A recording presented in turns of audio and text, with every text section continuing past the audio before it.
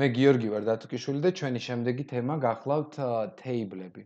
თეიბლები ესეთი ტერმინია ინგლისურად, თუმცა სინამდვილეში ის ცხრილს ნიშნავს და insert menu-შია განთავსებული PowerPoint 2016-ში. ამისათვის ავირჩიოთ ახალი სლაიდი და ამ ახალ სლაიდზე ავირჩიოთ ბრძანება insert table. არჩევის შედეგად ვნახავთ, რომ შესაძლებელია მაუსის მოძრაობის შედეგად შემოიხაზოს ის რაოდენობა სვეტებისა და სტრიქონებისა, რაც ჩვენი ცხრილის სვეტებში და სტრიქონებში იქნება თუ დავაკლიკებთ ჩასმას. როგორც ხედავთ, ჩავსვით კიდეც და ჩაჯდა ამ ტიპის ცხრილი. მისი გაზდა გვერდებიდან არის შესაძლებელი, თუმცა თუ ცხრილის კიდეზე დავდგებით, 4 მხრივად მიმართული ის არის ავირჩევთ და შემდეგ კლავიატურაზე დავაწვევით delete, ეს ცხრილი წაიშლება. შევდივართ კვლავ insert-ში, კვლავ table-ში და ვნახოთ შემდეგი ბრძანება. ეს გახლავთ insert table. სადაც გამოსულ ფანჯარაში ვუთითებთ, რომ მაგალითად ჩვენი ცხრილი უნდა შედგებოდეს მაგალითად 3 სვეტისაგან და 4 სტრიქონისაგან, ხო? მაგალითად აი ასე. OK-ს დავაწვევით და მივიღებთ აი ამ ტიპის ცხრილს. ასევე შესაძლებელია რომ ჩავსვათ, მოდით კიდევ ეს წავშალოთ ესე და ქათით, მაგალითად წაიშალა. Insert-ი table და მივცეთ ბრძანება draw table. შესაბამისად შეგვიძლია ნახეთ დავხატოთ ცხრილი ჩვენთვის სასურველი. აი ვირჩიეთ ესეთი ჩარჩო, მოვკიდეთ ამ ჩარჩოს ხელი, ჩამოვედით და სამივე შემთხვევაში გამოჩნდა table tools-ი. Insert-ი მოხაზვით, insert-ი დახატვით და insert-ი table-ით სამივე შემთხვევაში გამოვიდა ერთი და იგივე table tools-ი. და ეს არის ჩვენი PowerPoint-ის ვიდეო გაკვეთილების პირველი დამატებითი მენიუ, რომელიც გამოჩნდა. ეს გახლავთ დიზაინი და layout-ი. Design menu-ში ნახავთ სხვადასხვა ტიპის ბრძანებებს და მათ შორის ბრძანებას, რომელსაც ქვია draw table. ამ ბრძანებას დავაწვევით და ავიღებთ ხელში ფანქარს და ხედავთ, რომ თქვენ შეგიძლიათ, გააგრძელოთ ეს ხატვის პროცესი, ასე ვთქვათ, ხო? მოდით ვნახოთ აი ესეთი ცხრილის ნაწილი კიდევ შეიძლება ითქვას, რომ ჩაისვა აქ. ასევე შესაძლებელია კვლავ drawing-ი და აი ნახავთ, რომ კიდევ ერთი ჩაისვა და კიდევ დაიხატა ასეთი რამ. და გვაქვს უკვე რამოდენიმე ცალ-ცალკე მდგომი, ასე ვთქვათ, ცხრილი.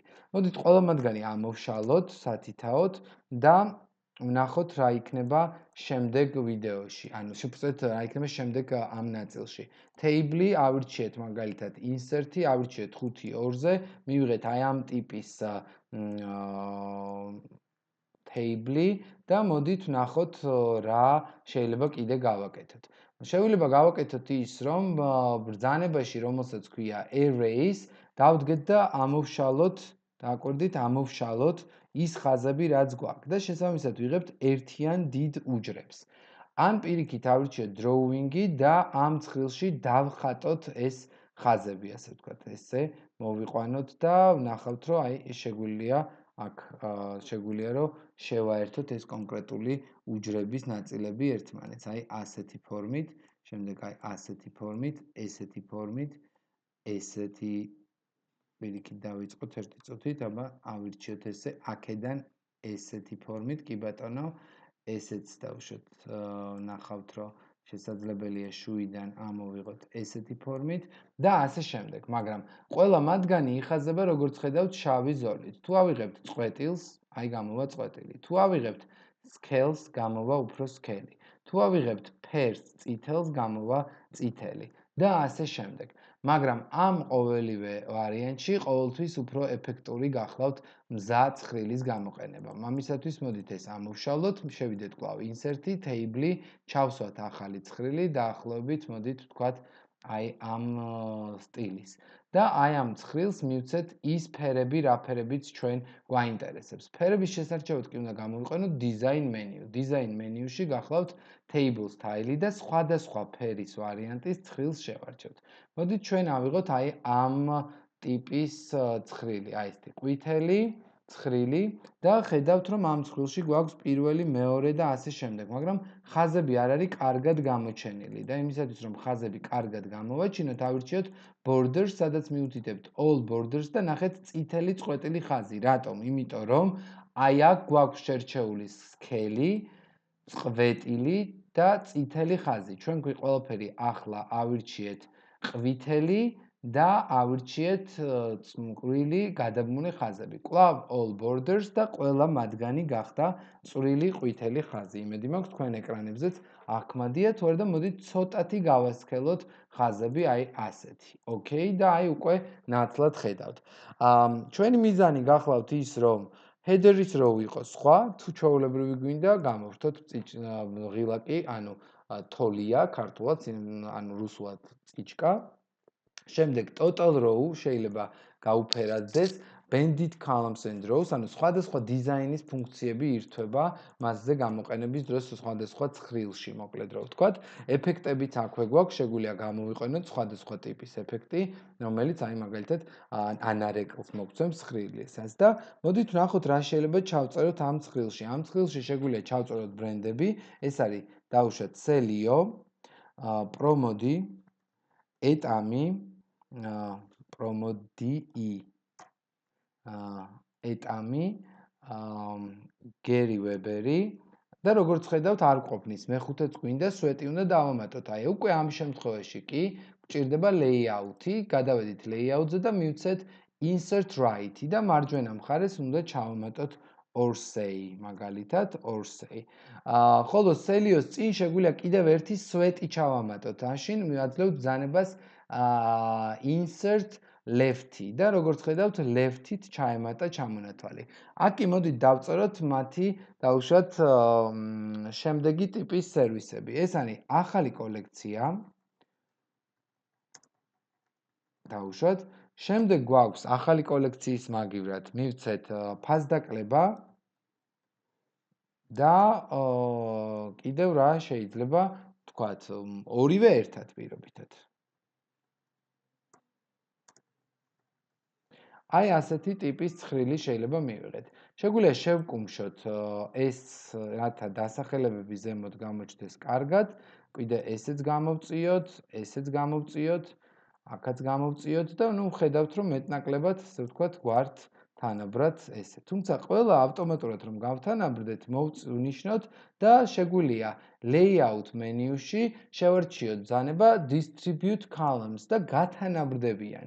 ანალოგიურად თუ სტრიქონები არ არიან თანაბრები და ზოგიერთი მაგალითად დიდია და ზოგი პატარა, შეგვიძლია მოვნიშნოთ და მივცეთ distribute rows და გათანაბრდებიან. თუმცა ტექსტი როგორც ხედავთ უჯრის თავში წერია. შეგვიძლია ის მოვაქციოთ არა მარტო თავში, მოდით ცხრილს გავზდი რომ უფრო კარგად დააკვირდეთ მას, არამედ მოვათავსოთ ის ტექსტის შუა ნაწილში. აი ესე, ან ესე, ასე და ეს დაახლოებით იგივე ბრძანებებია, რაც home menu-ში paragraph menu რომ შევისწავლეთ. ასევე არის ტექსტის მიმართულება, თუ როგორ დაალაგდეს ტექსტის მიმართულებები.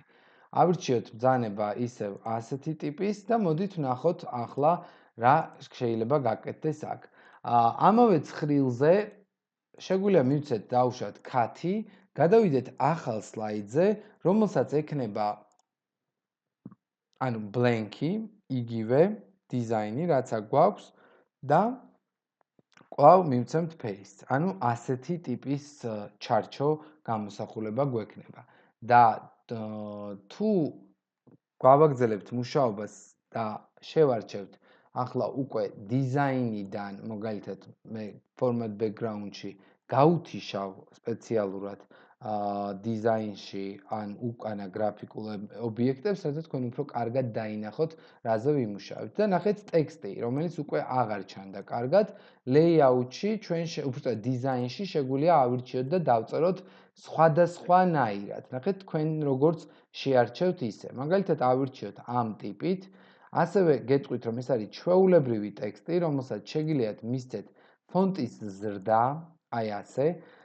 განათავსოთ უჯრაში შუაში და განათავსოთ უჯრაში შუაში და უკვე მივიღეთ აი ამ ტიპის, როგორც ხედავთ, გამოსახულება.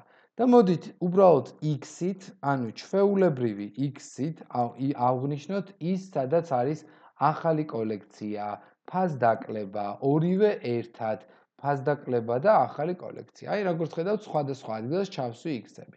ყველა მათგანი layout-ის დახმარებით შემიძლია გავათანაბრო და მოვაქციო შუაში.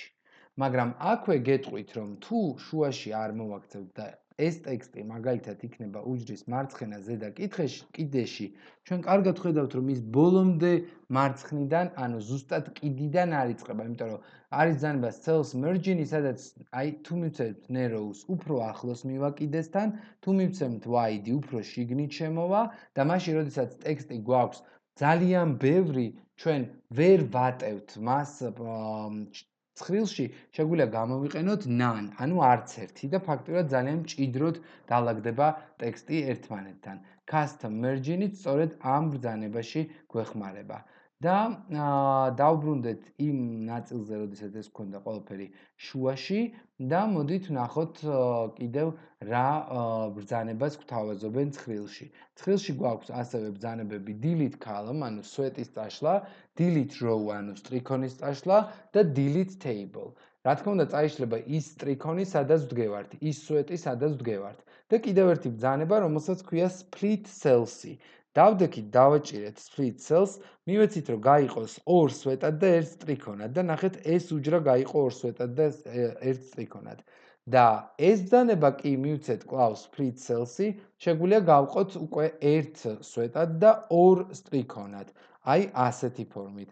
ხოლო ეს გაერთიანებული უჯრები შეგვიძლია მოვნიშნოთ და მივცეთ უკვე merge cells-ი, სადაც მივიღებთ კлау უჯრების გაერთიანებას.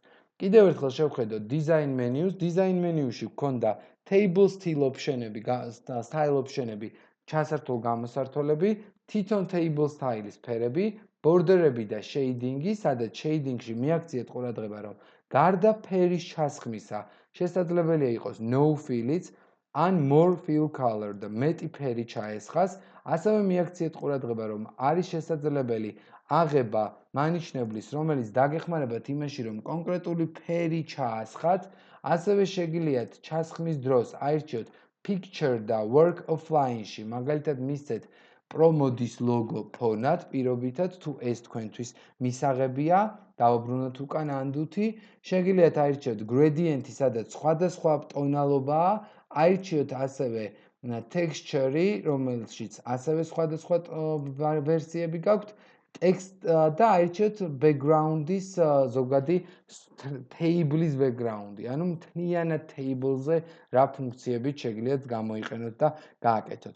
ეს მენიუები ბოლო ეს მენიუ ძალიან წააგავს თვითონ slide-ის background-ს, რაც ჩვენ რამოდენიმე ვიდეოთი ადრე განვიხილეთ. აქ გქონდა ასევე ტექსტის ფორმატირებები, ანუ როგორ ჩანდნენ ეს ტექსტი, სხვადასხვანაირი ზომა შეგიძლიათ აქაც შეარჩიოთ, სისქე და ასე შემდეგ, ასევე შეგიძლიათ მისცეთ რაღაც სხვადასხვა ეფექტები და გახსოვთ დახაზვისთვის გამოვიყენეთ და წაშლისთვის drawing table, erase ბრძანებები, pen color, სადაც ფერი ავირჩიეთ, რა ფერი ყოფილიყო, ჩარჩოს სისქე, ჩარჩოს ფორმა და layout-ში გქონდა ჩასმა ზემოთ, ქვემოთ, მარცხნივ, მარჯვნივ სვეტებისა და სტრიქონების, გაერთიანება უჯრების, გაერთიანება უკვე დაყოფა უჯრების, გათანაბრება სვეტების და სტრიქონების, ტექსტის განლაგება უჯრის სხვადასხვა წერტილებში, ტექსტის მიმართულებები და ტექსტში რამდენად ახლოს იყოს კიდესთან ტექსტი. მადლობა ყურადღებისათვის, გელოდებით შემდეგ ვიდეოში.